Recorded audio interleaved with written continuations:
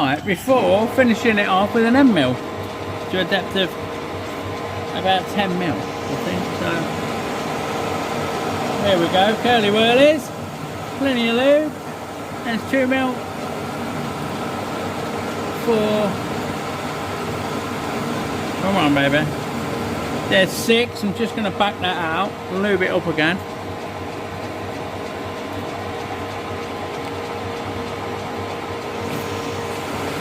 Oh yeah, lovely jubbler, likes a bit of lube, doesn't it?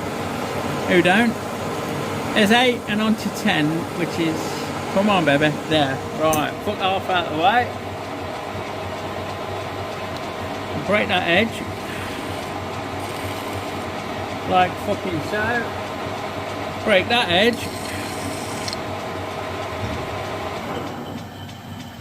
And now that should fucking fall through there, look. I can tie through there, actually.